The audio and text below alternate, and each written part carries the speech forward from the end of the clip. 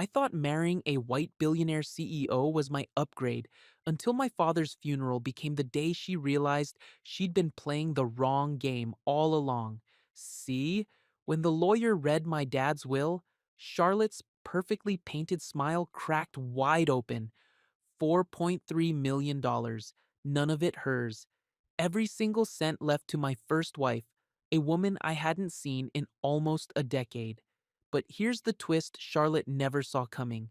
My father wasn't just protecting his money, he was protecting my son, a 7-year-old boy I didn't even know existed until a dead man's letter told me the truth. Now I'm standing at a crossroads between the penthouse life she promised me and the family I never knew I had. And the woman who married me for my inheritance is about to learn that some revenge doesn't need an audience. It just needs you to walk away.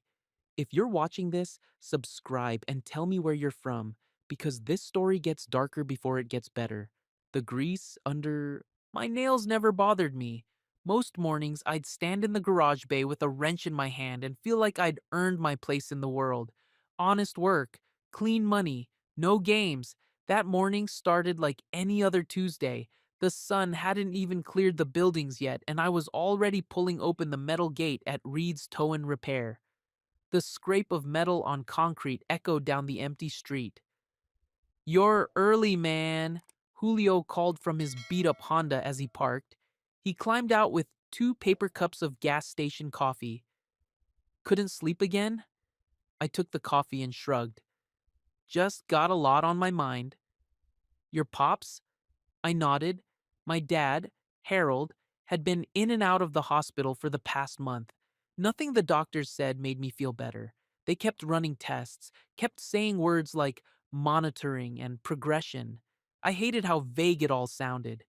"He's tougher than he looks," Julio said, clapping me on the shoulder. "That man raised you by himself. He's not going anywhere without a fight." I wanted to believe that.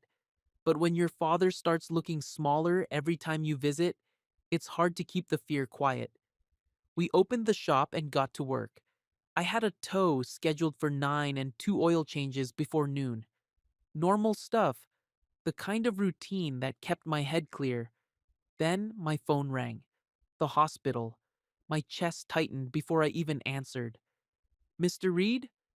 The nurse's voice was calm, too calm. "Your father's doctor would like you to come in today. His test results came back, and they'd like to discuss next steps." Next steps. That phrase made my stomach turn. "I'll be there in 20 minutes, I said. Julio looked up from under the hood of a Civic. "Everything okay?" "I gotta go see my dad." He wiped his hands on a rag and nodded. "Go, I got this." The hospital smelled like disinfectant and worry. I hated that smell. I found my dad in a room on the 3rd floor. He was sitting up in bed staring out the window. He looked tired. Not old, just tired. "Hey, Pops," I said, stepping inside. He turned and smiled, but it didn't quite reach his eyes. "Marcus, you didn't have to rush over." "Yeah, I did." I pulled a chair close to the bed and sat down. For a minute, we didn't say anything. Just two men trying not to talk about the thing that scared us both. "They say anything new?" I finally asked. He shook his head. "Same song, different verse. They want to keep an eye on things." He paused, then looked at me hard. "But I didn't call you here to talk about me." I frowned. "What do you mean?" "I mean, you need to be careful, son, especially now." "Careful about what?" He leaned back against the pillows and sighed. "Fast love. The kind that shows up when you're vulnerable. The kind that smells opportunity." I didn't know what to say. My dad wasn't usually the type to give warnings about relationships. He trusted me to handle my own life. "I'm serious, Marcus," he said, his voice low. "When people know you got something worth taking, they change. They smile different, talk different, and if you're not careful, you'll mistake that smile for something real." I nodded slowly. "I hear you, Pops." But I didn't really understand. Not yet. I left the hospital around noon and headed back toward the garage. I was halfway down the corridor when I nearly walked straight into someone. "Oh, I'm so sorry," she said, stepping back. I looked up and froze. She was beautiful, not in the regular way, in the kind of way that made you forget how to talk for a second. White woman, maybe early 30s, with perfect blonde hair pulled back in a low ponytail. She wore a long coat that probably cost more than my truck, and her shoes clicked on the tile like little announcements of wealth. "No, that was my fault," I said, finding my voice. "I wasn't looking." She smiled. It was a controlled smile. Practiced. "You look like you've got a lot on your mind." "Yeah, just visiting my dad." Her expression softened, and for a moment I thought I saw something real there. "Is he okay?" "Getting there," I lied. She tilted her head slightly, studying me. "You're Marcus, aren't you? Harold's son?" I blinked. "How do you know my dad?" "I don't, really. But I've seen you here before. I'm Charlotte Whitmore. My company has a partnership with the Hospital Foundation." She extended a hand. Her nails were perfect. Everything about her was perfect. I shook her hand. Her grip was firm, confident. "I've noticed you coming and going," she continued. "You're very loyal. Not everyone visits family as often as you do." It felt like a compliment and a test at the same time. "Family's all I got," I said simply. She looked at me for a long moment like she was deciding something. Then she pulled out her phone. "Can I give you my number? Just in case you need anything. For your father. I know people. I can help." I should have said no. Looking back, I should have walked away right then. But I didn't. I gave her my number. That night, I was sitting on my couch in my small apartment, staring at the TV without really watching it, when my phone buzzed. Unknown number, I opened the message. "How's your father? I can help. Charlotte." I stared at those words for a long time. Something about them felt wrong. Too eager, too quick. But another part of me, the part that was scared and tired and desperate for someone to tell me everything would be okay, wanted to respond. I typed back, "He's resting. Thanks for asking." Three dots appeared immediately. "Good. Let me know if you need anything. I mean it." I set the phone down and rubbed my face. My dad's warning echoed in my head. Fast love. The kind that shows up when you're vulnerable. But Charlotte didn't feel dangerous. She felt interested. And I hadn't felt interesting in a long time. The next morning, Julio was waiting for me at the garage with that look. The one that said he already knew I'd done something dumb. "What?" I asked, unlocking the gate. "You tell me," he said, following me inside. "You got that look." "What look?" "The I met a woman and I'm thinking about her too much look." I laughed despite myself. "Man, you don't know what you're talking about." "Uh-huh. So who is she?" I hesitated, then told him about Charlotte, about how we met, about the text. Julio set down his coffee and crossed his arms. "Rich white woman just happens to bump into you at the hospital? And now she's texting you? Marcus, come on." "What?" "That's rich people theater, man. She probably Googled you the second you walked away." "Why would she do that?" Julio gave me a look. "Because rich folks don't do anything by accident." I wanted to argue, but I couldn't. Before I could say anything else, I heard the click of heels on concrete. I turned. Charlotte stood in the open garage bay, looking completely out of place in her designer coat and perfect hair. She smiled when she saw me. "Hi," she said. "I hope I'm not interrupting." Julio muttered something under his breath and walked away. Charlotte didn't seem bothered by the grease or the noise or the fact that she was standing in a garage that smelled like oil and old tires. She walked right up to me and watched me work. "This is impressive," she said. "You really know what you're doing." I tightened a bolt and glanced at her. "It's just a job." "No," she said. "It's a skill." There's a difference. I didn't know what to say to that. She watched me for a few more minutes, then asked, "Have you eaten? I know a place nearby. Quiet, good food. Let me buy you lunch." I should have said no. I had work to do. I had bills to pay. I had a dad in the hospital and a life that didn't leave room for distractions. But I looked at her standing there, waiting for my answer with that calm, confident smile, and I heard myself say, "Yeah, okay." The cafe she took me to wasn't like any place I'd ever been. White, tablecloths, cloth napkins, a waiter who called me sir like he meant it. I felt out of place. Charlotte noticed. "Relax," she said, leaning forward. "You belong here just as much as anyone else." I wasn't sure I believed that. She ordered for both of us without asking, and I let her. She talked about her work, something about real estate and development and board meetings. I nodded along, but I was mostly watching her. The way she moved her hands when she talked, the way she smiled when she wanted something.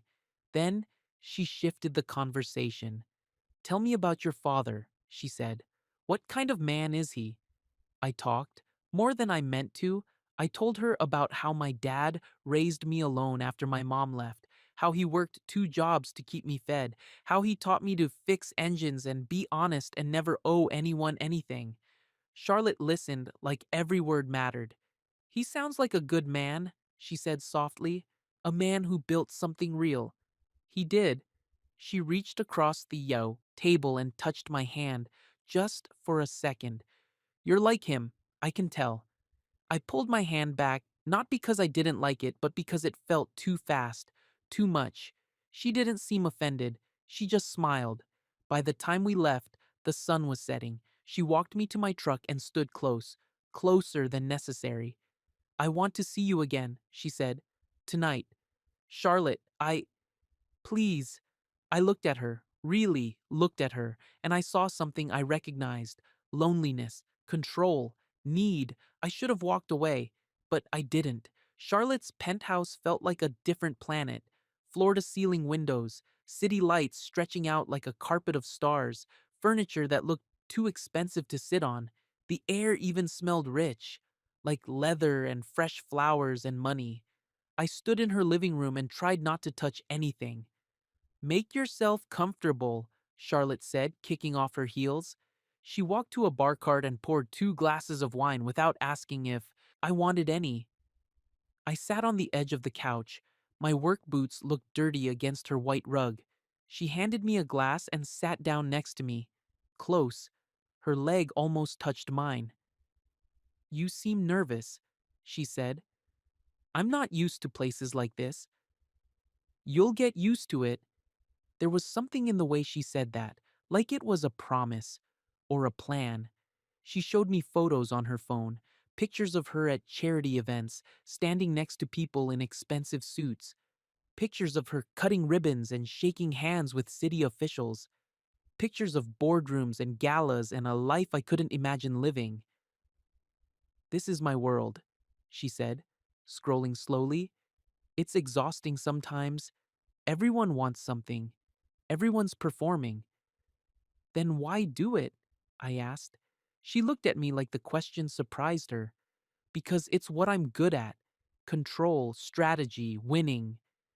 The word winning stuck in my head. She set down her phone and turned toward me. "You're different, Marcus. You don't want anything from me. I barely know you." "Exactly." She leaned in. "That's why I like you." Then she kissed me. It was deliberate, controlled, like everything else about her. I kissed her back, but part of me was still sitting on that couch wondering how I'd gotten here, wondering what she really saw when she looked at me. We didn't talk much after that. She poured more wine, asked me questions about my childhood, about the garage, about my dreams. I answered, but it felt like she was cataloging everything, taking notes. Around midnight, my phone rang. The hospital again. I pulled away and answered. "Hello, Mr. Reed. This is Dr. Patel. I'm sorry to call so late, but your father's test results came back." We need you here first thing in the morning. There are some complications we need to discuss. My stomach dropped. What kind of complications? We'd prefer to discuss this in person. Can you be here by 8? Yeah, I'll be there. I hung up and stared at the phone in my hand. Charlotte touched my shoulder. What's wrong? My dad. They want me back at the hospital tomorrow. Her face shifted, not worried, practical. We need to be prepared, she said. I frowned. Prepared for what? For whatever happens next. She paused. Has your father updated his will recently? The question hit me wrong. Too fast. Too sharp. I don't know, I said slowly. Why? Because if something happens, Marcus, you need to make sure you're protected. That's all I'm saying. I stood up. I should go. Marcus, I need to think. I'll call you tomorrow. She walked me to the door, but I could feel the shift between us, the way her warmth cooled just a little when I didn't give her the answer she wanted. I rode home in a rideshare, staring out the window, replaying her words in my head. We need to be prepared. Has your father updated his will? My dad's warning came back to me, louder this time. Fast love. The kind that shows up when you're vulnerable. The next morning, I sat in a cold hospital chair next to my dad's bed. He looked smaller than yesterday, thinner. Dr. Patel explained the situation in words I barely understood. Something about his liver, something about treatment options, something about time. The only thing I heard clearly was, we can't give you a definite timeline, but you should prepare for changes. My dad took it better than I did. He just nodded and thanked the doctor. When we were alone, he looked at me. Don't make that face, son. What face? The one that says you're trying to fix something you can't fix. I swallowed hard. I just want you to be okay. I will be, one way or another. He reached over and squeezed my hand. But I need you to promise me something. Anything. Don't let people use you, especially now. You're vulnerable, and vultures can smell that a mile away. Before I could respond, there was a knock at the door. Charlotte walked in carrying a huge bouquet of flowers. She smiled at the nurses as she passed, and they smiled back like she was a celebrity. Harold, she said warmly, I hope you don't mind me stopping by. My dad's face stayed neutral, polite, but I saw the way his jaw tightened. Charlotte, he said, that's kind of you. She set the flowers on the table and turned to me. I wanted to check on you both. She stayed for 10 minutes talking about nothing important, making small talk that felt performative. When she finally left, the room felt colder. My dad waited until her footsteps faded down the hall. That woman is counting your inheritance before I'm gone, he said quietly. Dad, she's not. Marcus. He looked at me hard. I've been around long enough to know when someone's playing chess and when someone's playing checkers. That woman is 3 moves ahead of you. I wanted to defend her, but I couldn't. That afternoon, Charlotte called me. How's your father? She asked. He's hanging in. There. Good. Listen, I want you to meet my mother tonight. Family dinner. Just us. I hesitated. Charlotte, I don't think. Marcus, if we're serious, you need to meet her. She needs to see who you are. We've only known each other a few days. And when you know, you know. Her voice softened. Please, for me. I should have said no, but I was tired and scared and she made me feel like maybe I wasn't alone. Okay, I said. What time? The Whitmore estate looked like something out of a movie. Iron gates, a long driveway lined with trees, a house that was too big to be called a house. I stood outside the front door in my cleanest shirt and newest jeans, feeling like I was about to walk into a courtroom. Charlotte opened the door and smiled. You look great. I didn't feel great. She led me inside, and I tried not to stare at the chandelier or the marble floors or the paintings that probably cost more than my truck. Evelyn Whitmore was waiting in the dining room. She was tall, blonde like Charlotte, and had a smile that didn't reach her eyes. Marcus, she said, extending a hand, Charlotte has told me so much about you. I shook her hand. Her grip was cold. Thank you for having me, ma'am. Oh, please, call me Evelyn. She gestured to the table. Sit, let's eat. Dinner was the longest hour of my life. Evelyn asked questions that sounded like compliments but felt like tests. So, you own a garage? That must be rewarding, working with your hands. It is. And you're entirely self taught? How resourceful. My dad taught me most of it. Ah, yes. Harold. Charlotte mentioned he's unwell. I'm so sorry. It must be difficult managing everything on your own. Every sentence had a hook in it. Then, halfway through the main course, someone else walked in. A man. White, mid-30s, expensive suit, perfect teeth. Trey, Evelyn said brightly. What a surprise. It wasn't a surprise. I could tell by the way Charlotte's face didn't change. Trey shook my hand too hard. Marcus, right? I've heard a lot about you.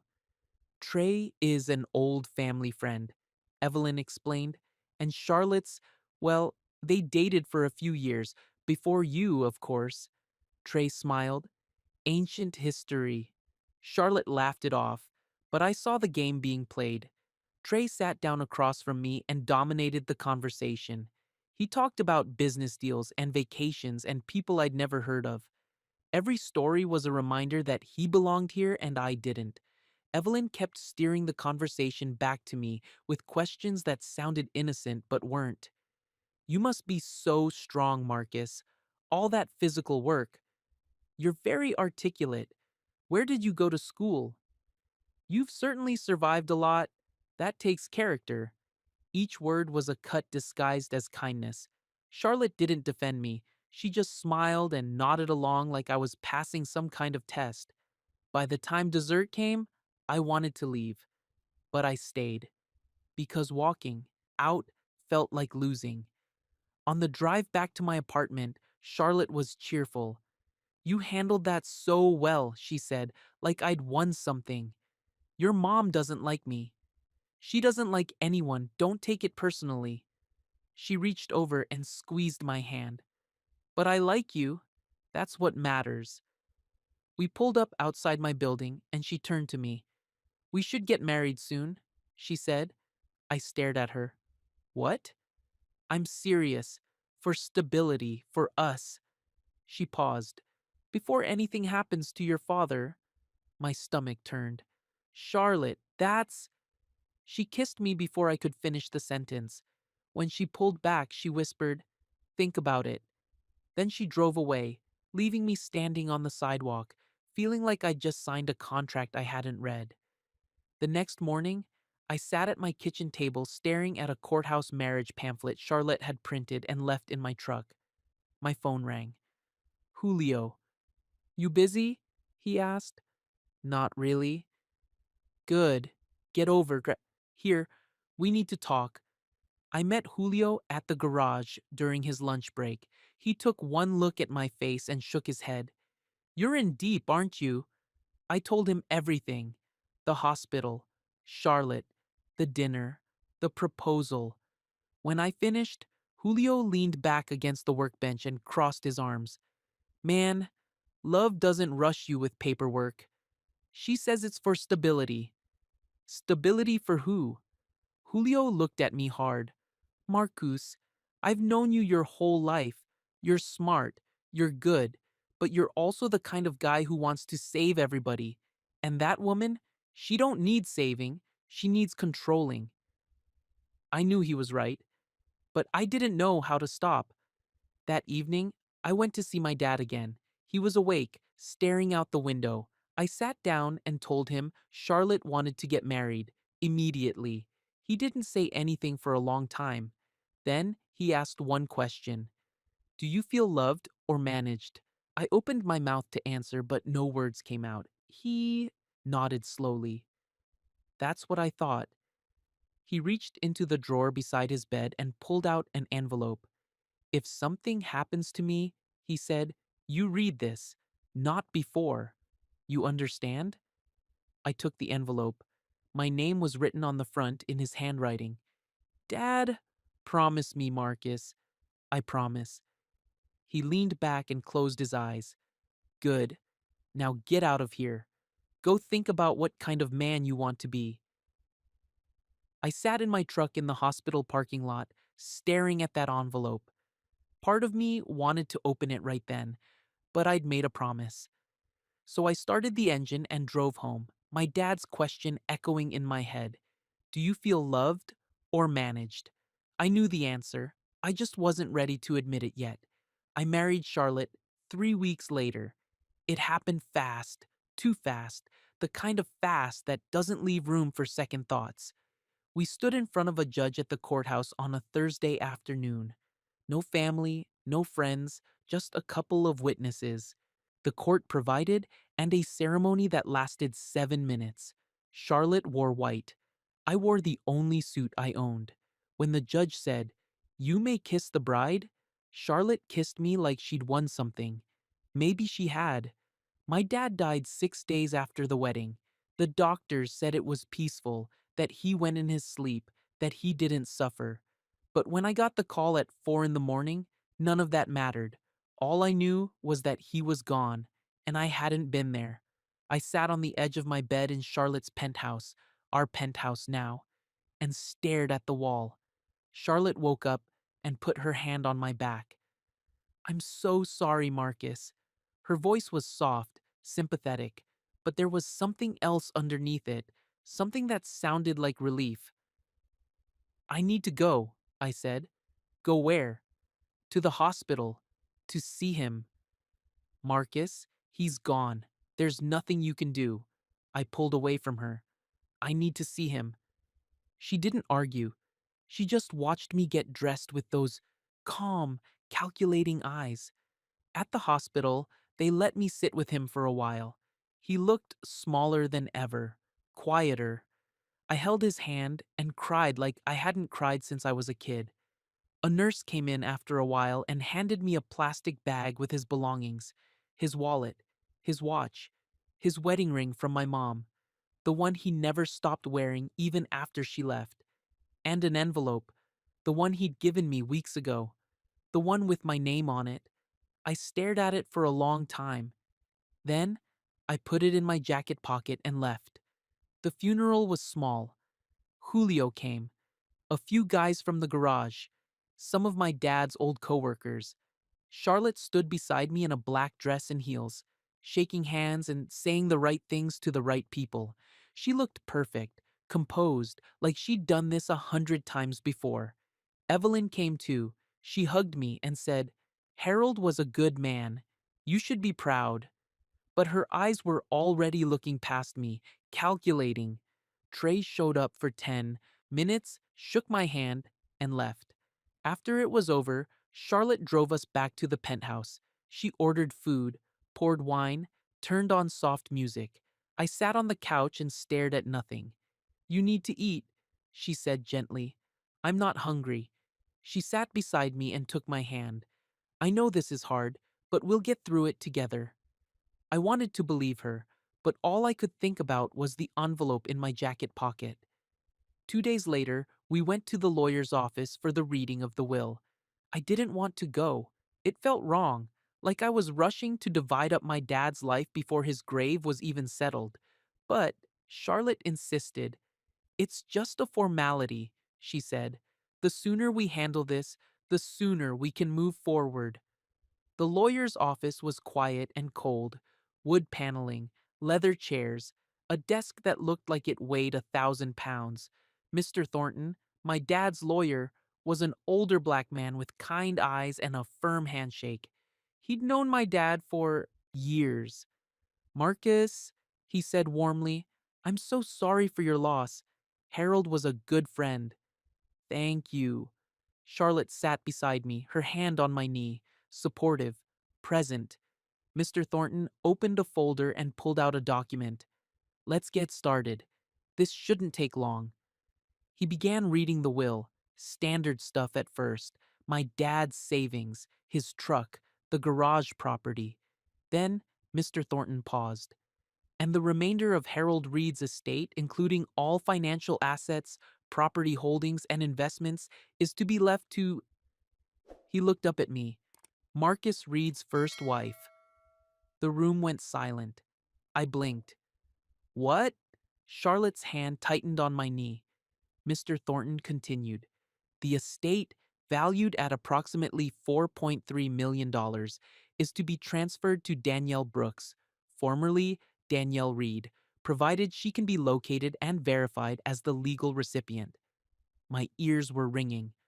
$4.3 million. My dad had $4.3 million. Dollars? Charlotte stood up slowly. Her voice was tight, controlled. There must be a mistake. Mr. Thornton shook his head. No mistake. Harold was very clear about his wishes. But Marcus is his son, and Marcus is accounted for in other ways. Mr. Thornton looked at me. Your father left you the garage, his personal effects, and a separate trust for your future children, should you have any. But the bulk of the estate goes to Danielle. I couldn't speak. Charlotte's face was pale. Who is Danielle Brooks? Mr. Thornton looked at me, waiting. I swallowed hard. My ex-wife. We didn't talk on the drive home. Charlotte gripped the steering wheel so hard her knuckles turned white. Her jaw was clenched. Her breathing was shallow. When we got back to the penthouse, she poured herself a drink and downed it in one gulp. Explain, she said. There's nothing to explain. You were married before? Yeah, a long time ago. How long? We got married when I was 22, divorced 2 years later. Charlotte stared at me like I was a stranger. And you never thought to mention this? It didn't seem relevant. Didn't seem. She laughed, a sharp, bitter sound. Your father just left $4 million to your ex-wife, and it didn't seem relevant? I didn't know he had that kind of money. Obviously. She poured another drink. What else don't I know about you, Marcus? I stood up. What's that supposed to mean? It means you lied to me. I didn't lie. I just didn't tell you about a marriage that ended almost a decade ago. A marriage that apparently mattered more to your father than ours does. That hit different. I stared at her. You think this is about you? Isn't it? She set down her glass and crossed her arms. I married you, Marcus. I stood by you. And now I find out your father didn't trust me enough to leave me anything. He didn't owe you anything. The words came out harsher than I meant them. Charlotte's face went cold. Get out. What? Get out. Go to a hotel. Go to your precious garage. I don't care. Just leave. I grabbed my jacket and walked out. I ended up at Julio's place. He opened the door in sweatpants and a t-shirt, took one look at my face, and stepped aside. Come in. I told him everything. The will, Danielle, Charlotte's reaction. When I finished, Julio leaned back on his couch and whistled low. Man, your pops really did that. I don't understand why. Maybe he saw something you didn't. I pulled the envelope out of my jacket pocket, the one my dad had given me at the hospital. Julio noticed. What's that? A letter. From my dad. He told me to read it if something happened to him. You haven't opened it yet? I shook my head. Then open it. I stared at the envelope. My hands were shaking. Finally, I tore it open. Inside was a single sheet of paper, folded neatly. My dad's handwriting. Marcus, if you're reading this, I'm gone. I'm sorry I couldn't stay longer. I'm sorry I can't be there to help you through what comes next. By now, you know about the will. You're probably angry, confused. Maybe you think I betrayed you. I didn't. I did this to protect you. Because the woman you married doesn't love you, son. She loves what she thought you'd inherit. I saw it the first time I met her. The way she looked at you. Like you were a project. A chess piece. Danielle was different. She loved you when you had nothing. She left because you weren't ready, not because she didn't care. I stayed in touch with her over the years. She's a good woman, a strong woman. And if I'm right, she's raising your son. Yes, your son. His name is Jamal.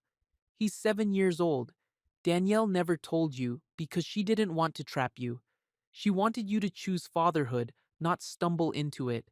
I'm leaving everything to her because she'll use it right. She'll protect that boy. She'll make sure he has what he needs. And if you're the man I raised you to be, you'll step up. You'll be there for him. Don't chase the money, Marcus. Chase what matters. Your father, Harold.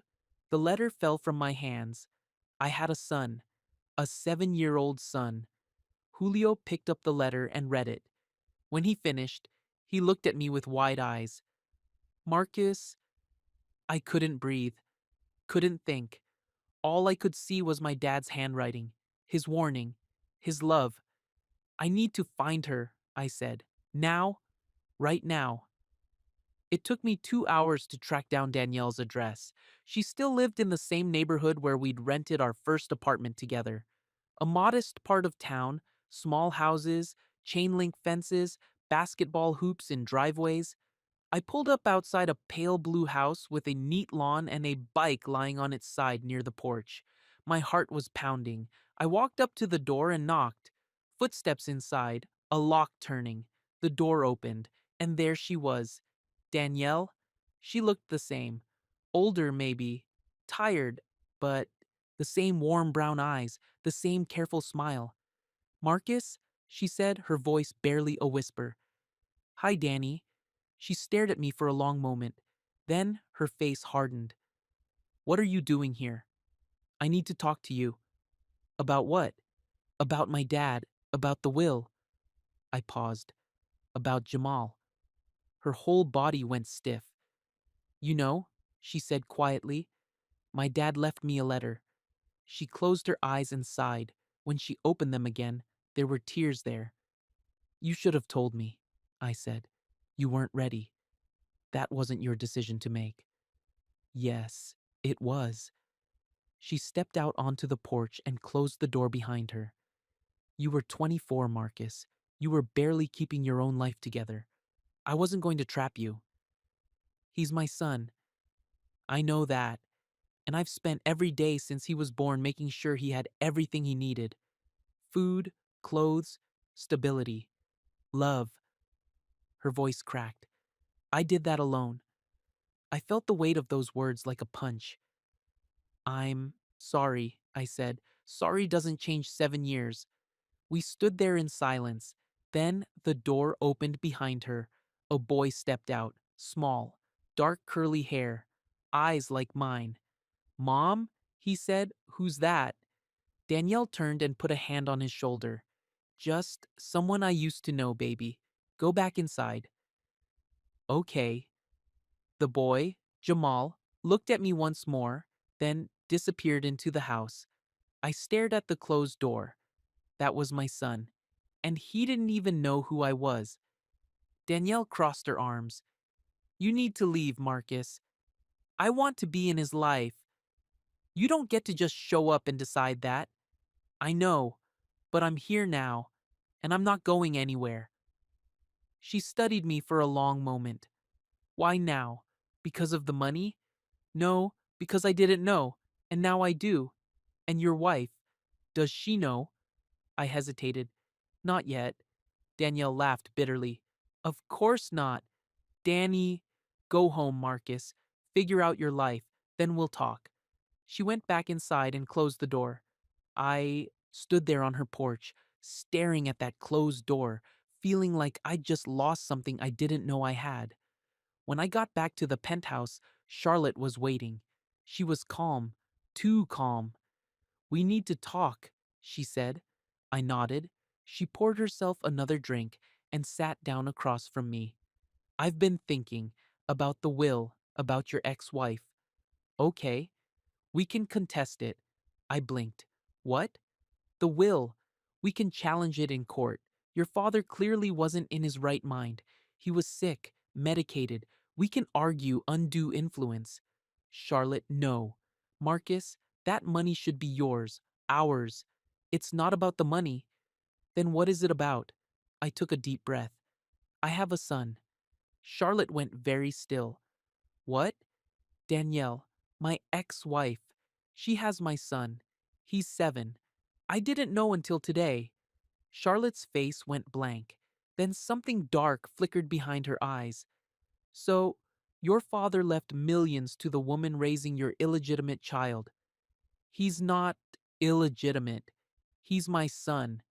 A son you didn't even know existed until a dead man's letter told you. She stood up. This is insane.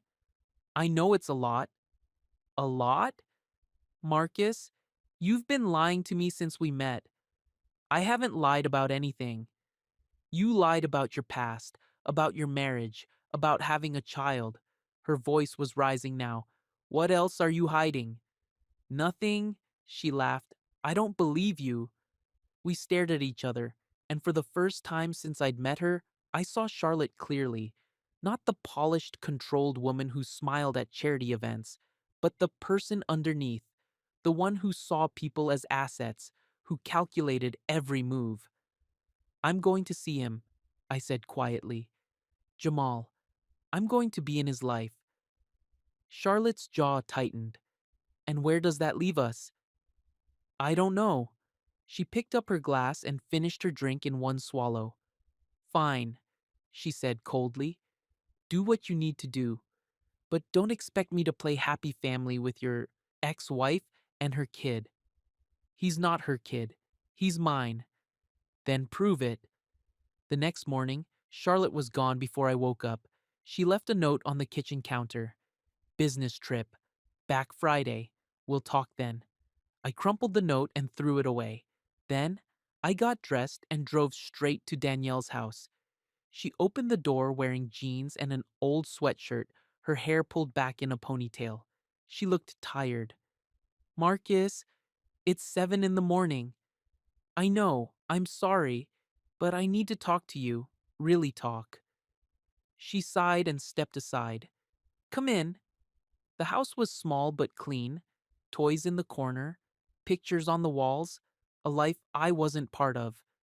Danielle led me to the kitchen and poured 2 cups of coffee. We sat at the table, and for a minute, neither of us said anything. He looks like me, I finally said. Yeah, he does. Why didn't you tell me, Danny? She stared into her coffee. Because you weren't ready to be a father. You were still trying to figure out who you were. I didn't want to trap you. You should have let me make that choice. Maybe. She looked up at me. But I made mine, and I don't regret it. Jamal has had a good life, a stable life. Without a father. Without a father who wasn't ready. Her voice was firm. I did what I thought was best for him. I nodded slowly. I get that. But I'm here now, and I want to know him. It's not that simple. Why not? Because you're married, Marcus, to a woman who clearly has her own plans, and I'm not going to let Jamal get caught in the middle of whatever mess you're in. I leaned back in my chair. Charlotte doesn't know about him yet. Not really. Then you need to tell her. Because if you're serious about being in Jamal's life, she needs to know what she's signing up for. She won't take it well. That's not my problem. Danielle's eyes were hard. You made choices, Marcus. Now you have to live with them. Before I could respond, I heard footsteps on the stairs. Jamal walked into the kitchen rubbing his eyes. He stopped when he saw me. Oh, it's you again. I smiled. Yeah, it's me. He looked at his mom. Who is he? Danielle glanced at me, then back at Jamal. His name is Marcus. He's an old friend. Jamal studied me for a moment, then shrugged and grabbed a box of cereal from the counter. I watched him pour milk into a bowl and sit down at the table. He had my nose, my hands. The way he moved, confident but careful, reminded me of myself at that age. You like basketball? I asked. Jamal looked up. Yeah? Who's your favorite player? LeBron. I grinned. Good choice. He smiled back. Just a little. Then he went back to eating his cereal. Danielle watched us with guarded eyes. After a few minutes, she stood up. Jamal, go get dressed. You've got school in an hour. Okay, Mom. He grabbed his bowl and headed upstairs. When he was gone, Danielle turned to me. You can't just show up and be his hero, Marcus. It doesn't work like that. I know. He doesn't know who you are, and I'm not going to tell him until I know you're serious, until I know you're not going to disappear when things get hard. I won't. Prove it. I spent the next week proving it. I showed up every morning before Jamal went to school. I helped him with homework, played basketball in the driveway, listened when he talked about video games and friends and the things 7-year-olds care about. Danielle watched from a distance, testing me, waiting for me to fail. But I didn't. Charlotte called twice during that week. I didn't answer. Julio checked in every day. You okay, man? Yeah, I think I am. And Charlotte? We'll deal with that when she gets back. Friday came too fast. Charlotte texted that she'd be home by 6. We needed to talk. I knew what that meant. I drove back to the penthouse that afternoon and walked into a war zone. Charlotte was sitting on the couch, her laptop open, a glass of wine already half empty. Welcome back, I said. She looked up. Her eyes were cold. Sit down. I sat. She turned the laptop toward me. On the screen was a photo, me and Jamal, playing basketball. Someone had taken it from across the street. Who sent you that? I asked. Does it matter? Her voice was tight.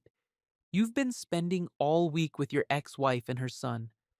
My son. A son you didn't know existed until last week. That doesn't make him less mine. Charlotte closed the laptop and leaned back. Let me be very clear, Marcus. I did not sign up for this. Sign up for what? A ready-made family, a child, an ex-wife who gets millions of dollars that should have been ours.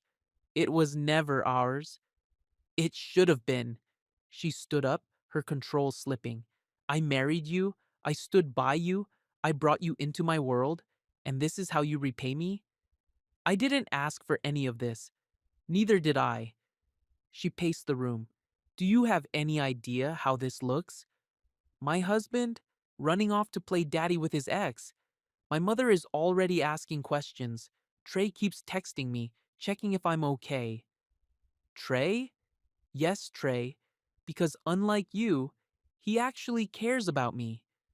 The words hung in the air. I stood up slowly. What are you saying? Charlotte crossed her arms. I'm saying you need to choose, me or them. That's not fair. Life isn't fair, Marcus. You either commit to this marriage or you walk away, but you don't get both. I looked at her, really looked at her, and I realized my dad was right. She didn't love me. She loved control. She loved the idea of me, the project, the upgrade, but she didn't love the real me. I choose Jamal, I said quietly. Her face went pale. Excuse me? I choose my son. I choose being the kind of man my dad wanted me to be. Charlotte's eyes filled with something dark. You're making a mistake. Maybe, but it's mine to make. She grabbed her phone. Fine, but don't expect this to be easy. I'll make sure everyone knows what kind of man you really are. Go ahead. I'll make Danielle look like a gold digger. I'll make you look like a deadbeat. I'll take everything. I walked toward the door. You can't take what I never cared about. Marcus, I left. Charlotte kept her promise. Within 2 days, her friends were posting vague comments online, calling me a user, a liar, someone who married for money and ran when he got caught. Customers at the garage started asking questions. A few canceled appointments. Julio stood by me. Let them talk. They'll get bored. But it wasn't just talk. Danielle started getting messages, anonymous texts, calls from unknown numbers saying cruel things. She's trying to scare me, Danielle said one night, trying to make me push you away. I won't let her hurt you. This isn't about me, Marcus. It's about Jamal. If she comes after him, she won't. I'll make sure of it. But I wasn't sure I could keep that promise. Then Evelyn showed up. She came to Danielle's house on a Tuesday morning, dressed like she was going to a board meeting. Danielle called me immediately. Charlotte's mother is here. Don't let her in. Too late. I drove over as fast as I could. When I got there, Evelyn was sitting in Danielle's living room like she owned it. Marcus, she said calmly. Good. You should hear this too. Hear what? Evelyn pulled out a folder and set it on the coffee table. A very generous offer. $500,000 for Danielle to sign over the inheritance and disappear. Danielle's jaw tightened. I'm not disappearing. Then you're a fool. Evelyn's voice was cold. People like you don't survive public scrutiny. One story in the right paper, and everyone will think you're a con artist. A woman who tricked a dying man into changing his will. That's not what happened. It doesn't matter what happened. It matters what people believe. Evelyn stood up. Take the money, protect your son, walk away. Danielle stood up too. Get out of my house. Evelyn smiled. You're making a mistake. Leave. Now.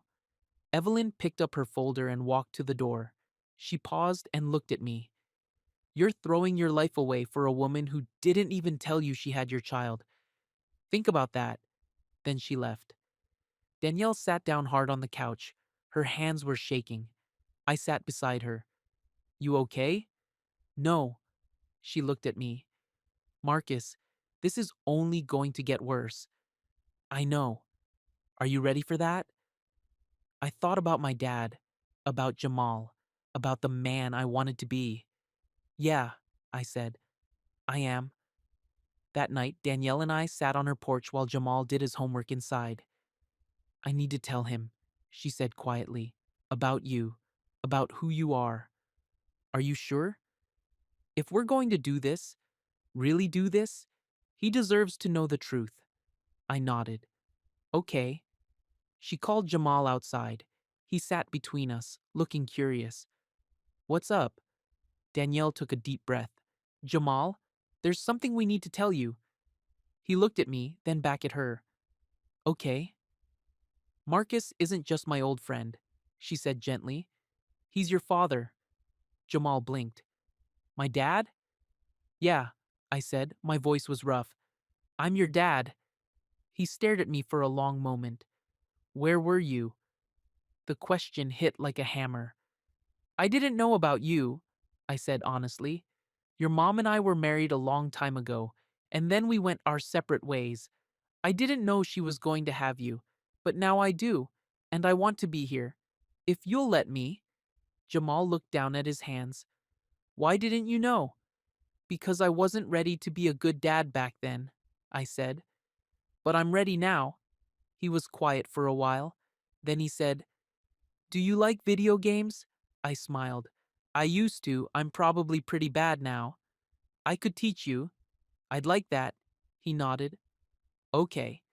It wasn't forgiveness. Not yet. But it was a start. Charlotte launched her smear campaign the next day. She posted a carefully worded statement on social media, nothing directly accusatory, just enough to plant seeds. Sometimes the people we trust the most turn out to be strangers, learning painful truths about my marriage and choosing to move forward with grace. Her friends shared it, added their own comments, painted me as a liar and Danielle as a schemer. The garage lost more customers. Julio and I picked up a contract job maintaining a small delivery fleet. It wasn't much, but it kept us afloat. I showed up for Jamal every day, drove him to school, helped with homework, sat through soccer practice. People stared, whispered. I didn't care. 3 months passed. Slowly, things started to shift. Charlotte's circle started whispering about her instead, about how she'd married a working class man and lost when the money didn't follow. Trey stopped answering her calls. Evelyn grew cold toward her. The scandal was bad for business, bad for the family name. Charlotte tried one last time to break me. She showed up at Danielle's house in her luxury car, dressed to kill, and offered me a deal. Come back, she said. Say Danielle manipulated you. Say you were confused. I'll take you back. We'll fix this. I looked at her and felt nothing. No, I said. Marcus, you're throwing away everything. I'm not throwing away anything. I'm choosing what matters. She stared at me, and for the first time, I saw fear in her eyes. You'll regret this, she said. I don't think I will. She drove away, and I never saw her again. 6 months after my dad died, I bought a car. Not just any car, a matte black Lamborghini. I didn't need it. I still lived simply, still worked at the garage, still showed up for Jamal every single day. But I wanted something for me, something that said I'd survived. I pulled up outside Danielle's house one afternoon. Jamal was playing in the yard. He saw the car, and his eyes went huge.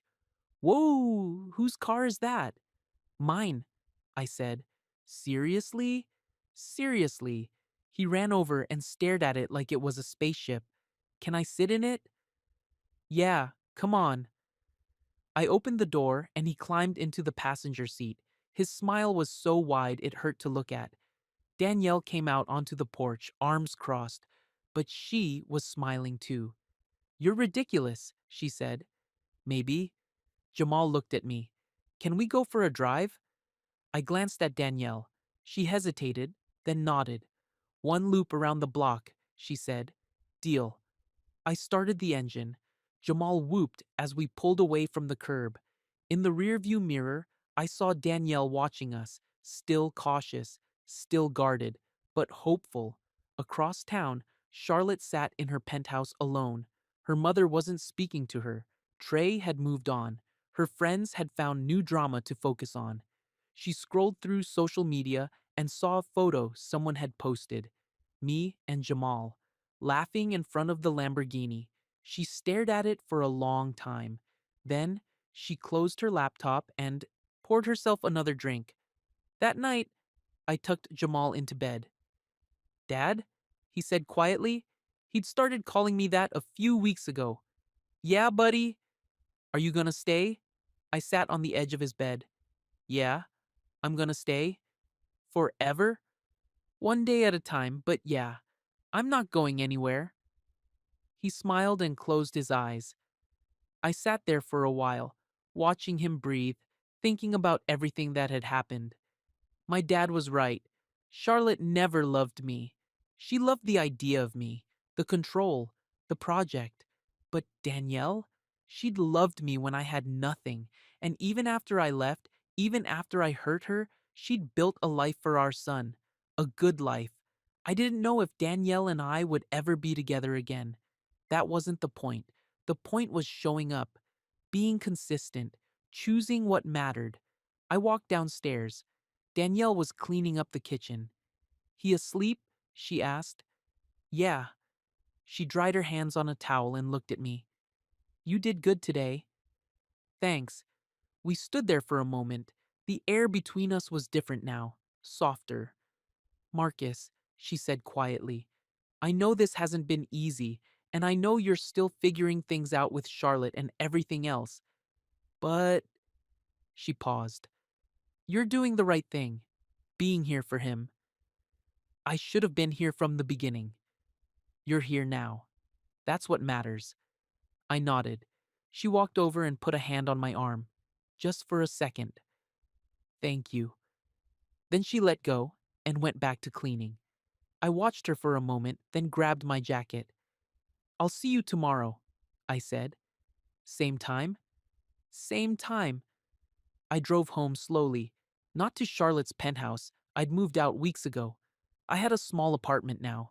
Nothing fancy, but it was mine. When I got there, I sat on the couch and pulled out my phone. I scrolled through photos of Jamal. Him holding a wrench in the garage. Him laughing in the Lamborghini.